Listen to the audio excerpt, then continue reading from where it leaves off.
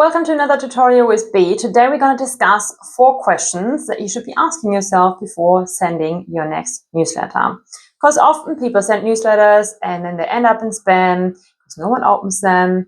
Did you know that actually? So if you send newsletters all the time to the same people and they never open them, Microsoft and Google and so forth, treating them as spam, and therefore your newsletter goes into spam because no one opens them. And of course, we want to avoid that. So reason is, not the reason is, we want to talk about how we can avoid it. And so there are a few things that you definitely want to watch out for. So number 1 is, do you know who this is for? I know this sounds very simple, but it's just think about it. Is this really is it interesting for those people what you're sending them? Because to be honest, I personally receive a lot of newsletters that I'm not interested in receiving either. But there are some that I really love reading, and I am excited when I get them. And even if I may sometimes not open them, it just triggers something and it's like, oh, that's a good reminder, I need to do that, and I want to get in touch with that person already a long time.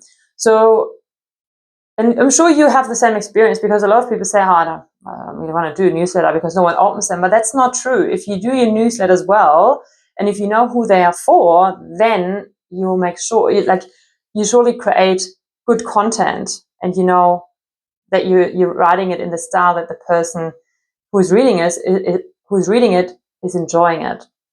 So that's number 1. Make sure that you know your target audience, that you address their needs, that you speak their language.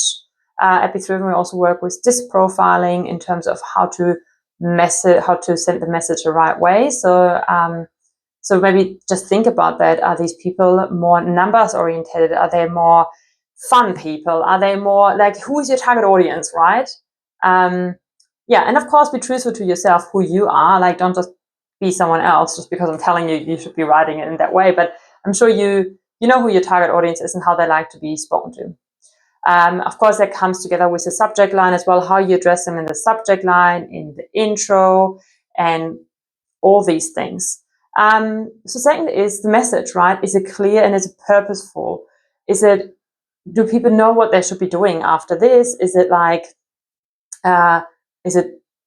don't make it an essay. That's in the rarest of the rarest newsletters are super long, luckily, but if they are, people are getting bored and they're not interested. So yeah, I want you to make sure that your newsletter isn't too long, that you think of what you want to convey, and that there is purpose with it. Are you just sending it for the sake of sending it? Is there a tip in there? Is there something that is interesting to them?